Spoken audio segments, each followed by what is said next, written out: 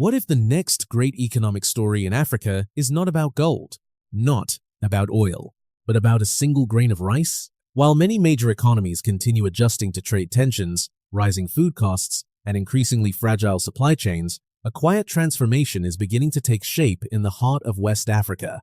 In Burkina Faso, a country more often mentioned for security challenges than agricultural headlines, a different conversation is emerging. It asks a simple but powerful question. What happens when a nation decides that feeding its own people is the first step toward protecting its own future? At first glance, this may sound like another farming story, but look closer, and a much larger picture begins to appear. Beyond the rice fields lies a vision that could reshape trade across Burkina Faso, Mali, and Niger. It raises the possibility that food, rather than raw minerals, could become the foundation of a stronger regional economy. If that vision grows, it could influence how Africa trades, how neighboring countries cooperate, and how the world views the Sahel's economic future. Yet every ambitious vision brings difficult choices. Can local farmers compete while consumers still demand affordable food? Can regional cooperation succeed where older economic models have struggled? And could one national farming strategy eventually evolve into the first true food market of the Alliance of Sahel States? Stay with us until the end, because the answers are far more surprising than many headlines suggest. If you enjoy thoughtful analysis on Burkina Faso, Africa's changing economy, and the future of regional trade, subscribe now and join our growing community. Because the real story begins not in the rice fields, but in the decisions that come after the harvest. To understand why this story matters, we have to leave the conference rooms and political speeches behind. Instead, imagine the first light of dawn breaking across a rice field in western Burkina Faso. The air is still cool. Farmers walk slowly through the paddies, checking the water level before the day's heat arrives. For generations, this work has followed the same rhythm. But today, something feels different. The conversation is no longer only about this season's harvest. It is about whether Burkina Faso can gradually reduce its dependence on imported food and build greater resilience through stronger domestic production. In recent years, food security has become a growing priority for many countries. Burkina Faso is no exception. National efforts to support agricultural production, expand irrigation where possible, improve seed quality, and encourage local farming have all become part of a broader discussion about economic resilience. The objective is straightforward in principle, even if the path is difficult in practice. Produce more food at home, strengthen rural livelihoods, and reduce vulnerability to external disruptions. Those goals are widely shared across many developing economies, but achieving them requires patience, investment, and long-term planning. For one farmer near Bobo Dioulasso, those national discussions feel deeply personal. A few years ago, he watched imported rice arrive in local markets at prices that were often difficult for small producers to match. He continued planting anyway, not because it was easy, but because farming was the only future he could offer his children. Every season became a gamble. If weather conditions changed, if transport costs increased, or if cheaper imports flooded local markets, months of hard work could disappear in a matter of weeks. Today, he still faces uncertainty, but there is something he has not felt in years: possibility. If domestic production continues to improve, if local supply chains become more efficient, and if consumers increasingly trust locally grown food, the balance could slowly begin to change. It would not happen overnight. Agricultural transformation rarely does. But every successful harvest would represent more than food on a table. It would represent income staying in rural communities, skills remaining in the country, and confidence growing one season at a time. This is where the story becomes far larger than agriculture alone. Every bag of rice harvested locally reduces the need for one more imported bag. Every successful harvest strengthens local transport companies, storage facilities, seed suppliers, equipment repair shops, and regional marketplaces. Agriculture begins to support manufacturing. Manufacturing supports logistics. Logistics support trade. What first appeared to be a farming policy slowly becomes part of an economic strategy reaching far beyond the fields themselves. Yet success in the field creates an entirely new challenge. Harvesting more rice is only the beginning. After the grain leaves the farm, another battle begins, one that cannot be won by farmers alone. The rice must be dried, stored safely, transported efficiently, processed competitively, and delivered at a price families can afford. Without those connections, even the strongest harvest can lose much of its value. And that raises an even bigger question. If producing rice is only the first step, Who controls everything that happens after the harvest? Because the answer to that question may determine not only Burkina Faso's future, but the economic direction of the entire Alliance of Sahel States. But this is where the story takes an unexpected turn. Most people believe food security is won in the fields. In reality, the harvest is only the opening chapter. The real contest begins the moment the rice leaves the farm. Every sack must travel through warehouses, processing mills, transport routes, border checkpoints, and wholesale markets before it ever reaches a family's dinner table. If even one link in that chain breaks, months of hard work can quickly lose much of its value. Imagine 2 bags of rice sitting side by side in a market. One was grown by a farmer in Burkina Faso. The other arrived after traveling thousands of miles through international supply networks. The customer standing in front of them rarely sees the journey behind either product. They compare only 3 things: price, quality, and trust. That simple moment of choice may determine whether local agriculture expands or struggles. This is the invisible battle that every country pursuing greater food independence eventually faces. Growing more food is important. Building a competitive food system is far more difficult. Now imagine a young shop owner in Ouagadougou. Every morning, customers ask the same question: which one costs less? She understands their concern. Families everywhere must manage tight household budgets. But she also knows something many customers never see. Every time locally produced rice remains on her shelves while imported supplies sell first, the consequences travel backward through the entire economy. Farmers reduce investment. Transport companies move fewer loads. Local mills operate below capacity. Seasonal workers lose income. One purchasing decision quietly echoes across hundreds of communities. Yet the opposite is also true.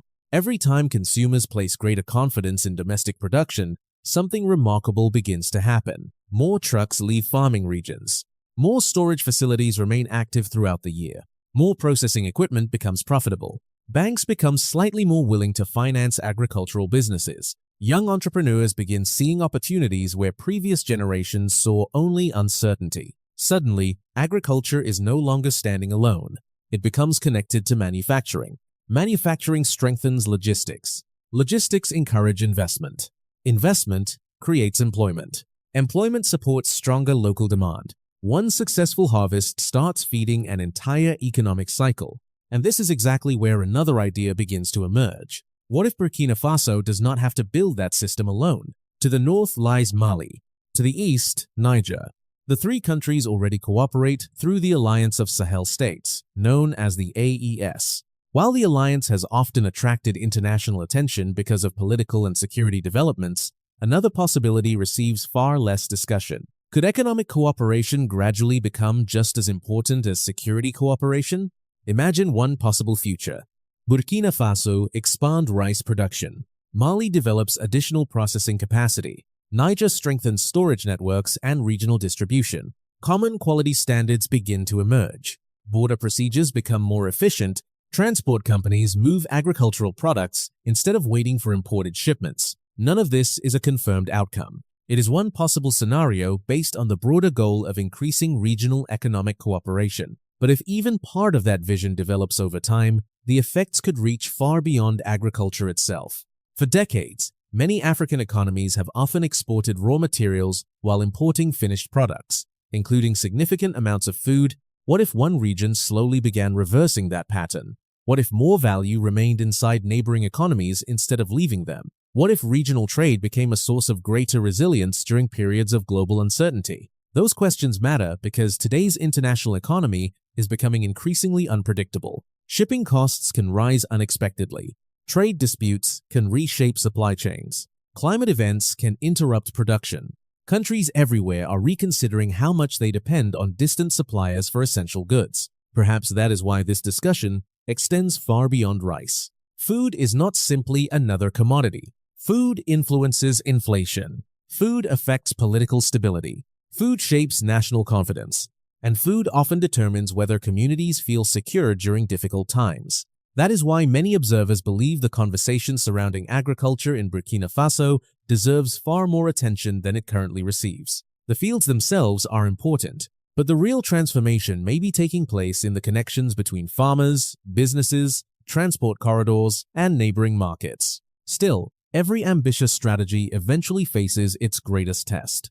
Even if Burkina Faso succeeds in producing more rice, even if local supply chains become stronger, even if regional cooperation continues to expand, can three neighboring countries balance the interests of farmers, consumers, traders, and governments while building a market that remains both competitive and affordable? Because the answer to that question could determine whether this becomes another agricultural program or the beginning of an entirely new economic chapter for West Africa. If the story ended with bigger harvests, it would already be encouraging, but the real significance may lie somewhere far beyond the rice fields.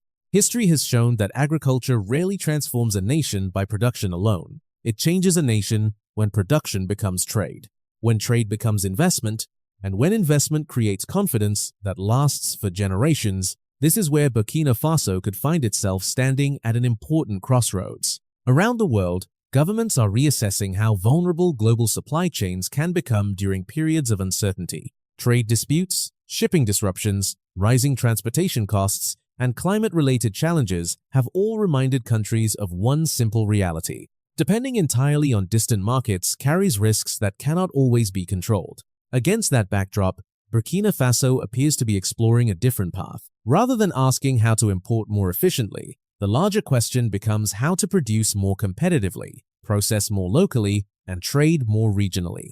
That shift may seem subtle, but economically, it represents two very different philosophies. One model depends on increasingly complex global supply networks. The other seeks to strengthen nearby producers, regional buyers, and neighboring markets. Neither model is perfect.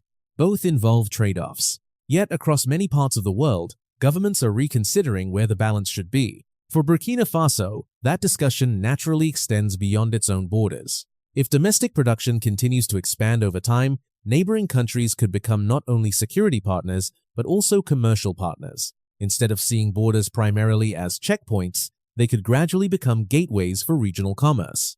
A truck carrying locally milled rice across a nearby border represents more than a shipment of food. It represents economic activity remaining within the region instead of flowing outward. Now imagine that idea developing over the next several years. Agricultural researchers exchange improved seed varieties. Processing companies adopt compatible quality standards. Transport operators coordinate more efficient delivery routes. Digital payment systems simplify cross-border transactions. Private investors begin financing warehouses, cold storage, and food processing facilities because demand is becoming more predictable. Step by step, a regional agricultural ecosystem starts taking shape. Again, this is not a confirmed outcome. It is a possible direction based on broader discussions surrounding regional economic cooperation and food security. But scenarios like these help explain why agriculture has become an increasingly strategic conversation rather than simply an agricultural one. There is another dimension that deserves equal attention: young people. Across much of Africa, one of the greatest long-term challenges is creating meaningful economic opportunities for a rapidly growing population. Modern agriculture is no longer limited to planting and harvesting. It increasingly includes engineering, logistics, finance, software, transportation, equipment maintenance, food processing, quality control, and export management. Every improvement in agricultural productivity has the potential to support entire industries beyond farming itself. For many young entrepreneurs, the opportunity may not be owning farmland. It may be designing irrigation systems, building storage technology, managing transport fleets, developing digital marketplaces, creating food brands that compete not only nationally but regionally. Suddenly, agriculture becomes an innovation economy, and innovation creates something that statistics cannot fully measure: optimism. That optimism can become one of a nation's most valuable economic resources. Investors notice it, businesses respond to it, families plan around it, communities begin believing that tomorrow may offer more opportunity than yesterday. Yet optimism alone is never enough. Every ambitious economic transition must answer difficult questions. Can governments maintain policies long enough for investors to commit? Can infrastructure keep pace with rising production? Can regional cooperation remain practical when each country also has its own domestic priorities? And perhaps, most importantly, can locally produced food remain affordable for ordinary families while still providing farmers with a sustainable income? Those questions have no simple answers, but they may determine whether this agricultural strategy becomes a lasting economic transformation or simply another promising chapter that never reaches its full potential. Because if Burkina Faso succeeds in turning food production into regional economic strength, the conversation will no longer be limited to agriculture. The conversation will become about influence, about resilience, about economic leadership. And that raises one final question before we widen our view beyond the Sahel. If a stronger regional food economy begins to emerge in West Africa, how will the United States, Europe, international investors, and the wider global market respond to a changing economic landscape that few expected only a few years ago? If this transformation continues, the next chapter will not be written only in Ouagadougou, Bamako, or Niamey. It will also be watched closely in boardrooms, investment funds, development banks, commodity exchanges, and government offices around the world. Because whenever a region begins producing more of what it once imported, international markets naturally begin paying attention. The reason is simple. Food is no longer viewed as just another agricultural product. Around the world, food has become a strategic resource. The past few years have demonstrated how quickly supply chains can be disrupted. Weather extremes, geopolitical tensions, transportation bottlenecks, and changing trade policies have reminded governments that food security is increasingly linked to economic security. As a result, many countries are now investing more heavily in domestic production, regional partnerships, and diversified supply networks. Burkina Faso's conversation fits naturally into that larger global trend. Instead of asking whether one country can grow more rice, a broader question begins to emerge. Can West Africa gradually build a more resilient regional food economy?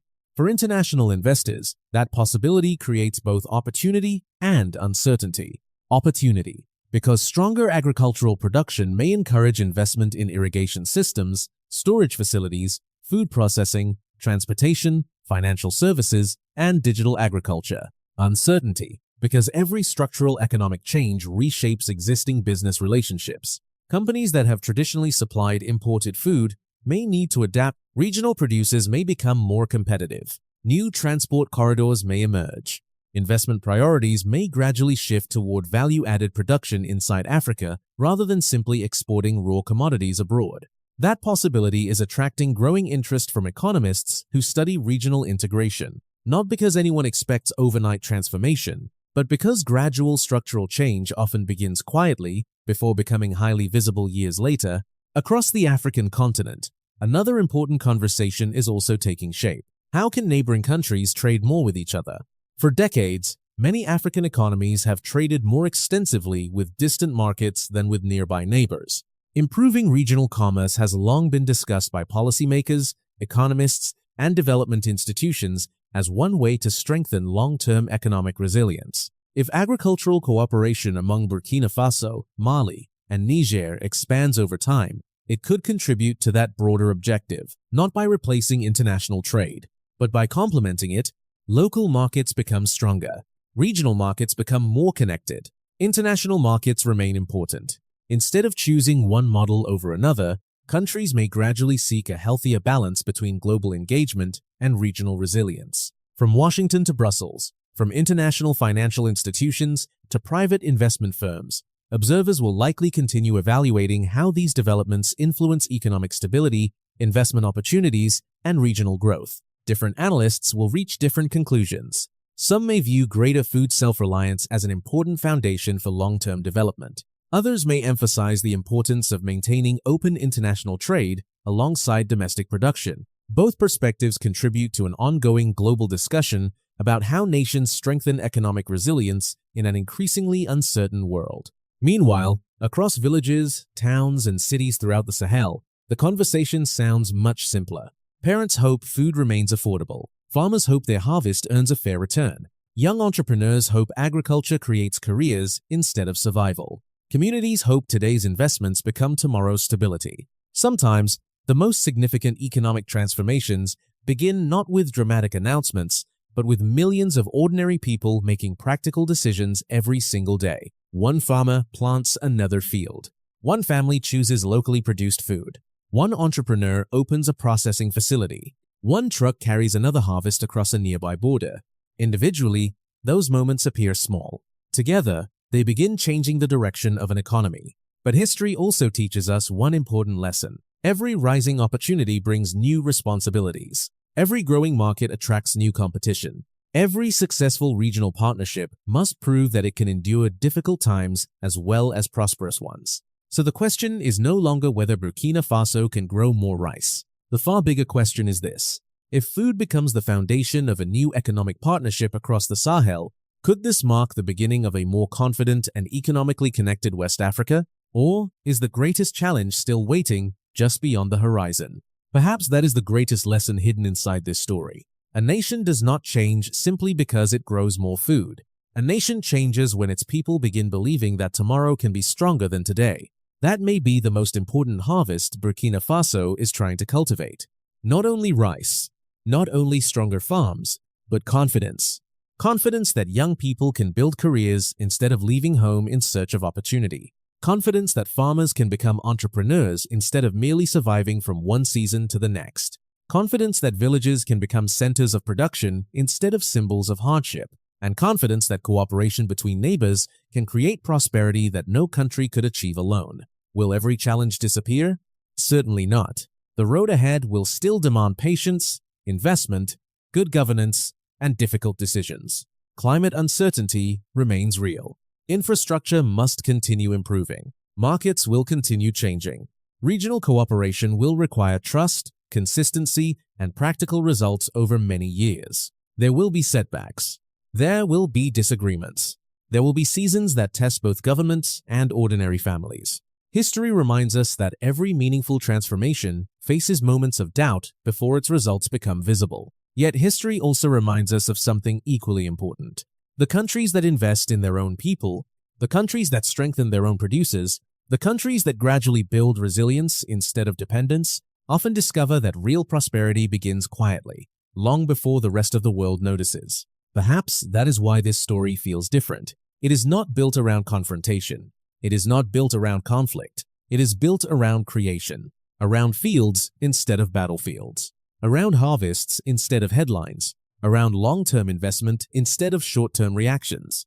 And perhaps that is exactly the kind of leadership many communities hope to see. Looking ahead, my own view is one of cautious optimism. If Burkina Faso continues expanding agricultural productivity, strengthens rural infrastructure, encourages private investment, and deepens practical economic cooperation with its neighbors, the country has an opportunity to become far more than a producer of food. It could become an important example of how economic resilience is built from the ground up, one community, one harvest, and one generation at a time. Will Burkina Faso become the center of an AES food bloc? No one can honestly answer that today. That future has not yet been written. But the question we asked at the beginning of this journey now has a clearer answer. Can a single grain of rice change the future of a nation? Perhaps not by itself, but millions of grains harvested by millions of determined hands year after year, season after season, can gradually reshape an economy, restore confidence, and inspire an entire region to believe that its future can be written by its own people, and maybe that is the quiet revolution unfolding before our eyes. Before we leave, we would love to hear your perspective. Do you believe Burkina Faso, together with Mali and Niger, can one day build a strong regional food market that benefits ordinary families across the Sahel? Or do you believe the greatest challenges are still ahead? Share your thoughts respectfully in the comments below. Your ideas help make every discussion richer, and many of the best questions from this community inspire our future videos. If this story gave you hope, if it reminded you that lasting change often begins with ordinary people doing extraordinary work, please support this channel by liking this video, subscribing, and sharing it with someone who believes Africa deserves the opportunity to shape its own future. And wherever you are watching from today, may God bless Africa. May God bless Burkina Faso. May God grant wisdom, peace, and strength to Ibrahim Traore and to every leader, farmer, worker, entrepreneur, and family striving to build a more secure and prosperous future. And may God bless all those across every nation who stand for justice, dignity, cooperation, and the hope that tomorrow can be better than today. Thank you for watching, and we look forward to reading your thoughts below.